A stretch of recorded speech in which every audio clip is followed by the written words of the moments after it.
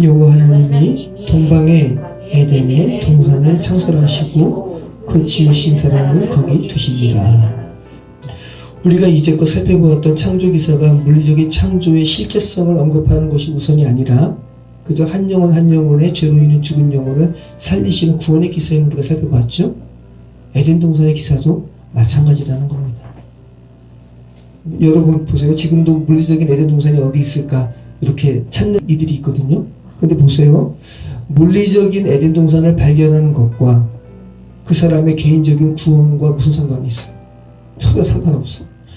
자, 지금 창세기 기자가 에덴을 설명하는 데 있어서 뭐라고 이야기하고 있어요? 동방의 에덴. 네. 동방이라고 번역하고 있습니다. 이 동방으로 번역된 이 케드마 혹은 케덴이라고 불려지는 이 히브리어 단어는 동쪽이라는 의미가 있어요. 네. 그리고 또 앞선이라는 의미도 있습니다. 무엇보다도 앞선. 시간적으로 오래됨, 영구함, 고대의, 태초의 이런 의미가 있습니다. 그래서 잠언 8장 22절에 한번 찾아볼까요? 잠언 8장 22절. 자, 같이 읽겠습니다. 여호와께서 그 조화의 시작 곧 태초에 일하시기 전에 나를 가지셨으며. 네, 여기서 이 태초는 베레시트가 아니라 레시트가 아니라 케드마예요. 네. 그러니까 태초로도 번역이 되는 단어가 케드마, 동방, 동쪽이라는 의미의 케드마라는 단어입니다. 그리고 이 케드마는 또 어떨 때 사용되냐 하면 하나님을 떠나 죄로 인해서 하나님을 떠난 인류를 가리킬 때 이 동쪽이 또 언급이 돼요. 자, 앞으로 살펴보겠지만 창세기 3장에서 선악을 알게 하는 나무의 과실을 하나님께서 먹지 말라고 그랬는데 뱀의 유혹으로 말미암아 먹게 되었죠. 타락했습니다. 그래서 하나님께서 그 죄로 인해서 죽은 아담과 하와를 그죠? 에덴 동산에서 쫓아내시죠. 에덴의 동편으로 가는 거예요. 네, 에덴의 동편입니다. 그래서 그들이 다시 죄 가운데 그대로 생명나무의 실과까지 먹으면 안 되기 때문에 그룹들과 두루 도는 화영검으로 그 문을 지키시죠? 에덴의 동편에서 지키시는 거예요. 그러니까 물리적인 동쪽이라는 의미가 아니라 말씀하는 바가 있다는 거죠. 죄로 인해서 죽은 인간들이 거하는 곳, 동쪽, 동방, 그렇게 표현되고 있다는 거예요. 죄로 인해 죽은 인간이 동쪽으로 쫓겨났다는 것을 지금 말씀하고 있고 그 에덴 동산의 출입구는 동쪽에 있다는 거. 자, 그리고 창세기 11장에서 죄로 인해 죽은 인간들이 이 동방으로 이동하다가 신할 땅에 또 머무르죠. 그 신할 땅이 최근에 현대 이제 근동학자들이 수메르라고 이렇게 밝혀지고 있습니다. 자, 아브라함과 롯의 기사에서 아브라함을 떠나 이제 독립하는 롯이 어느 쪽으로 가요? 이렇게 보다 보니까 동쪽이 너무 좋은 거예요. 동쪽으로 가요. 동쪽으로 가다가 어디에 머무르게 돼요? 어디까지 이제 가게 되는 거예요? 소돔까지. 그러니까 계속 말씀하는 바가 있습니다. 동쪽 케드마가 인류에 대해서 무엇이라 말씀하시는지. 자, 그래서 성막에서 죄인들이 들어오는 문이 무슨 문이에요? 동문이에요. 성막에 문 하나밖에 없어요. 동문이에요. 자, 에덴 동산의 출입구가 동쪽에 있는 것과 맥락을 같이 하죠. 자, 같은 맥락으로 예수님의 탄생을 축하하는 박사들이 무슨 박사예요? 동방 박사예요. 동쪽에서 오는 거예요. 네. 자, 그래서 성경에서 동쪽에 있는 자들, 동방 사람은 하나님을 떠나 죄로 인해 죽은 자들, 살리심을 받아야 할 자들. 그래서 그 죽어있는 자들 중에 대표적으로 정말 예수님의 탄생을 축하하러 동방에서 오는 거예요. 네. 자, 그러면 에덴 동산을 가리켜서 창세기 기자가 서술하는 동방의 에덴이라고 기술한 창세기 기자의 서술에서 우리는 동방의 에덴, 케드맘, 이 케드맘이 영원이라는 의미에서 하나님의 나라를 또 예표하는 것이기도 하고 또 동쪽이라는 의미에서 죄된 인간들이 그죠? 죄로 인해 죽은 뭇 영혼들이 궁극적으로 들어가야 하는 그 하나님의 나라를 상징하고 있음을 우리가 알게 되죠. 자, 동방 케드만 우리가 살펴봤습니다. 자, 그러면 동방의 에덴 할 때 이 에덴의 의미는 뭘까요? 히브리어 자체에 에덴이라는 낱말은 없습니다. 그런데 우리는 이 의미를 추측할 수가 있어요. 이 평원, 평야를 의미하는 수메르어에 에덴이라는 말이 있습니다. 자, 그리고 히브리 어근 중에 에덴은 없는데 아단이 있어요. 아단. 이 즐기다. 즐기다라는 표현은 뭐예요? 자기한테 즐거우니까 즐기는 거예요. 그죠? 기쁨과 관련이 있습니다. 그래서 이 히브리어 성경, 구약 성경을 헬라어로 번역한 septuagint는 이 에덴 동산을 이 히브리어 어근 아단에서 가져왔어요. 그래서 기쁨의 동산으로 번역한 거예요. 에덴, 기쁨의 동산. 그래서 이 기쁨의 동산이니까 뭐예요? 낙원이죠. 그래서 신약에서는 이 에덴을 파라데이소스라는 낙원으로 번역하고 있습니다.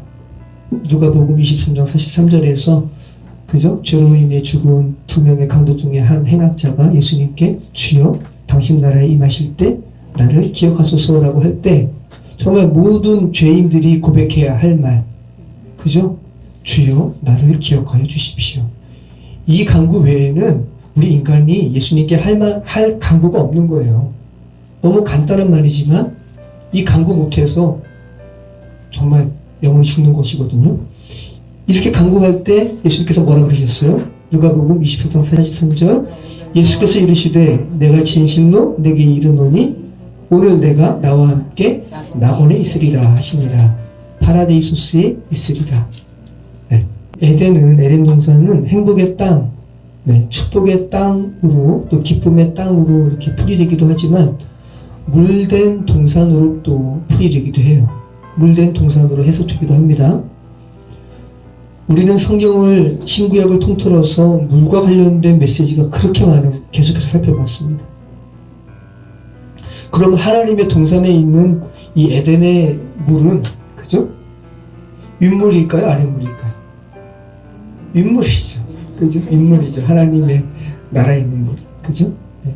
마시면 안 되는 뱉어야 하는 아랫물이 아니라 마시면 죽게 되는 아랫물이 아니라 반드시 마셔야 하는 그죠? 우리의 배에서부터 솟아나오는 생수, 네, 이 윗물이죠. 인간을 구원하기 위해서 용솟음치는 그런 생동감 있는 물인 것입니다. 그것을 지금 에덴에서 발원하여 네 곳으로 흐르는 네 강의 이름으로 표현하고 있는 거죠. 여호와 하나님이 동방의 에덴의 동산을 창설하시고 그 지으신 사람을 거기 두시니라. 자, 사람을 두신 것이 먼저가 아니라 뭘 먼저 했다고 말씀하고 있어요? 먼저 에덴의 동방의 에덴을 창설하신 것이 먼저예요. 그러니까 사람이 살게끔 주께서 그죠? 아주 단순하게 본다면 먼저 환경을 조성하시고 사람을 두셨어요. 이 나타라는 말이에요. 창설한다라는 말로 번역된 말이 나타라는 히브리어 단어인데 무엇을 심는다라는 의미가 있고요. 무엇을 설립한다라는 의미가 있고 고정시키고 천막을 친다라는 의미가 있습니다. 네. 어떤 환경을 조성하는 거죠. 그런 의미가 아주 강하죠. 하나님의 나라를 주님께서 세세히 준비하시고 세세히 설립하시는 그런 뉘앙스가 아주 강하죠. 그죠? 밖에 어항이 있습니다. 네. 공장에서 아주 멋지게 만들어진 어항이 아니에요. 네. 제가 직접 유리를 재단해가지고 주문해가지고 제가 직접 실리콘으로 붙인 어항이에요. 그래서 허접해요. 그리고 그 어항에 뭐라 그러죠? 어항을 넣은 나무로 만든 저것도 김효수 집사님처럼 멋지게 만든 것이 아니라 저는 목재 모르니까 그냥 손으로 두드려서 이렇게 만든 그런 나무인데 참 허접합니다. 고상하진 않지만 하지만 저 안에 사는 물고기에게는 최상의 조건으로 제가 만든 거예요. 어항 속에 여러분 물만 그냥 채워서 물고기 집어넣으면 아주 빨리 죽습니다. 하루면 죽습니다. 하루면. 그냥 죽습니다. 물고기가 그죠? 배설을 하면 그 배설을 분해하는 박테리아를 넣어줘야 돼요. 그리고 산소, 뽀글뽀글 이렇게 산소 이렇게 요동치는 산소도 넣어줘야 돼요. 물도 갈아줘야 돼요. 때에 맞춰 먹이도 하늘에서 뿌려줘야 돼요. 저 물고기 입장에서는 정말 만나예요. 갑자기 하늘에서 이렇게 물고기 먹이가 떨어지는 거 아니에요? 그죠? 힘들어요, 힘들어. 저거 물 관리하는 게 정말 힘들어요. 예. 그런데 물고기 키우는 사람들이 자주 고백해요. 이 블로그라든지 카페에서 물고기 키우는 사람들이 저 오늘도 부인하고 눈 마주쳤어요. 물고기 어항 바라보다가. 그러니까 부인들은 싫어하는 거예요. 우리 아이 엄마 엄청 싫어하거든요. 많이 갈등도 일으키고. 그런데 물고기 키우는 사람들은 어항을 새로 세팅할 때 큰 어항을 이렇게 데려와가지고 이 안에 내가 세팅한 이 어항에 새로운 물고기가 들어올 것을 상상하는 그 즐거움이 굉장히 크다고 이야기해요. 이해가 되시나요? 하나님께서 그죠? 당신의 형상으로 지음받은 인간들을 두실 것을 상상하시면서 동방의 에덴을 창설하실 때 얼마나 기쁘셨을까? 아주 조금. 여러분은 물고기 싫어하시지만 물고기 키우시는 남편의 한번 그 마음을 생각해 보세요. 아주 조금 유치할 수가 있어요. 이것이 그렇잖아요, 여러분. 여러분이 사랑하는 자녀를 위해서 이제 학교에 이제 공부하는 이제 초등학교 입학하게 되네. 걔 방을 따로 이렇게 꾸며질 때 그 마음이 얼마나 기쁘겠어, 그죠? 수빈이 하나밖에 없으니까 걔 방 꾸며주실 때 기쁘셨죠? 우리 재현이 너무 미안해. 나중에 방 꾸며줄게, 재현아. 그 마음이에요. 네. 아버지의 마음은 에덴의 동산을 창설하실 때 당신의 형상으로 지음받은 인간을 위해서 동산을 이렇게 창설하실 때 그 아버지의 마음은 그 마음입니다.